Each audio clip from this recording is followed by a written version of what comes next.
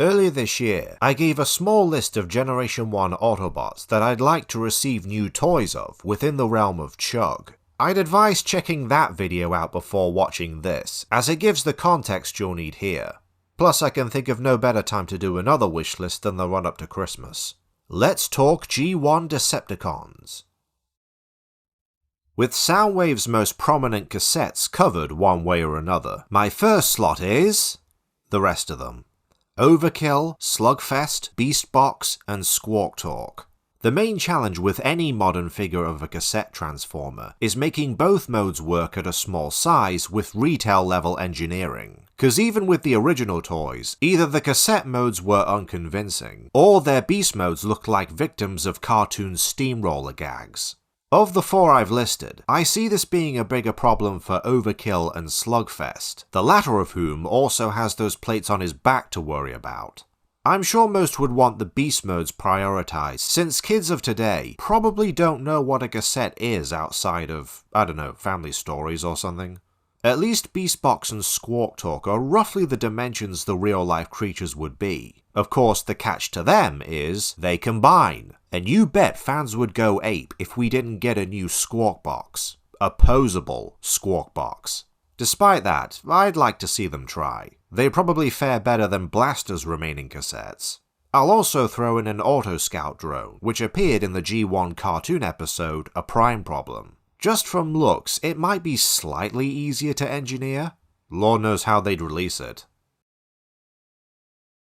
I acknowledge my Autobot wishlist was a bit too pretender heavy, so I'll try to avoid that here. Mostly.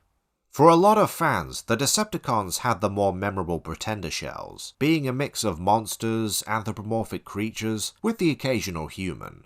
While cons like Bludgeon, Thunderwing, and Skullgrin typically steal the spotlight, instead I'm shining it on one of the lesser knowns, Bugley. He transforms into a Cybertronian hoverjet and has a bipedal insect pretender shell. Would you believe we almost got a new Bugley toy for BotCon, albeit a shattered glass version of the character, as a recolor of Beast Wars Jetstorm. But no, to this day, Bugley has yet to receive a modern figure. If the core size class was still around, Bugley would likely have been a heavy retool of Legacy Bombburst, since both turn into jets. However, given that toy's simplicity proved unpopular for a lot of people, I doubt it would go down well. At least give Bugley's jet mode an insect motif. With the recent Age of the Prime's Micronus adopting a pretender-like play pattern, as in a small transforming robot encased within a larger form, one can only hope he is a test run for an upcoming line starring full-fledged updates of the pretender characters. Of all the gimmicks introduced in Generation 1, the Cold Spark feature is unlikely to make a proper comeback in Transformers, most likely for safety. If you don't know, toys with this gimmick could emit sparks through a mechanism akin to those found in cigarette lighters. As far as I can tell, its last usage in Transformers was 2014's non-transforming Dino Sparklers for Age of Extinction. If you're collecting G1, the toys with this gimmick include the Monsterbots, as well as the aptly named Sparkabots and Firecons. Of the latter group, I'm picking Cindersaw for this list. I acknowledge the Cold Spark feature practically defines the Sparkabots and Firecons, and taking it away just feels wrong, though there are ways to represent it, from blast effects parts to paint apps mimicking burn marks. I'm also aware those toys had very simple transformations, but at the Voyager or even Deluxe size classes, there'd be room for some complexity. As for why I picked Cindersaw specifically, well, his toy was never coloured for Generation 2. Providing they did the other Firecons, we could get a 3-pack of G2 themed recolours. I mean, we have something to go off of for Cindersaw. Now, I wonder what a G2 Guzzle would look like. Most Action Masters were a range of small figurines that couldn't transform, but came with accessories that did. The lineup consisted of a mix of pre-established characters like Optimus Prime, Megatron, Soundwave, etc., along with new bots and cons such as Jackpot, Croc, Rad, and my pick for this list, Treadshot. Why choose him? Well, because of his interesting origin. Something I didn't know until TJ Omega's Here's 10 Weird Ways Transformers Got Their First Toys video dropped was Treadshot's design was apparently based on a toy called the 357 Magnum Robo. It turns into a Smith & Wesson 357 Magnum gun, which wasn't released as a Transformer by Hasbro or Takara. It may not have even been designed by Takara. But it did show up in the Transformer line by Italian company C.H.U.G. You can see the influence in the head sculpt and the barrel-like structure in his torso. For obvious reasons, I don't expect them to accurately recreate that toy. However, proper transforming toys of Action Master's original characters have trickled out, albeit as redecos of other bots and cons, including Treadshot from Generation's Warpath, with his partner, Catcut, being recolored from the Arms Micron Jida. Maybe they'll get original molds someday.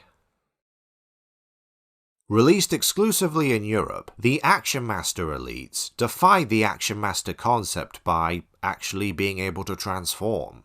The designs for most of the Elites were adapted from previous characters, including Double Punch, clearly based on Scorponok/Black Zarak. Weird how Double Punch keeps showing up in my realm. This one's more likely to happen than you might think. A while back we had a leaked listing for a Studio Series Leader-class comics-inspired Fortress Maximus. Marvel or IDW Publishing? We've yet to know. Point being, in either medium, Fortress Maximus was depicted as more of a regular-sized Transformer. Large for sure, but not a Titan. It's a safe bet Scorponok would be given the same treatment. And with that, Double Punch could be a potential recolor and remold. Of course, in the Marvel comics at least, Scorponok still became a headmaster. If they went that route for a, we'll say, leader-class comics-inspired Scorponok, would they do Double Punch, seeing how his original toy wasn't a headmaster? Then again, they could work in a double homage, with the headmaster minifigure being decoed after Beast Wars Double Punch, who may or may not even be the same character, if TF Wiki is any indication.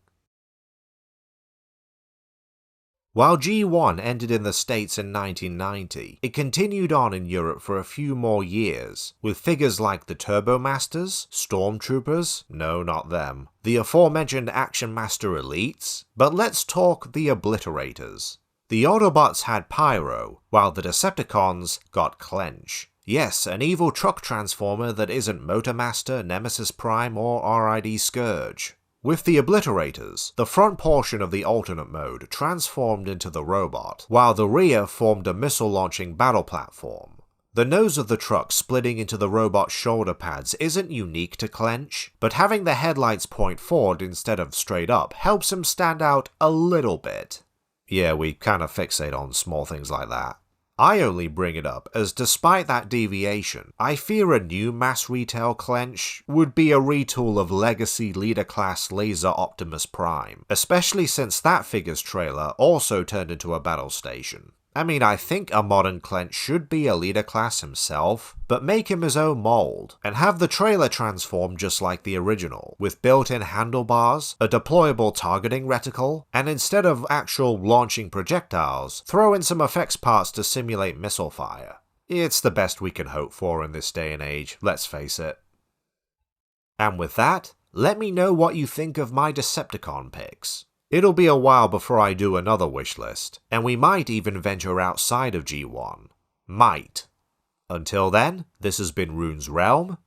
Hope you enjoy the holidays.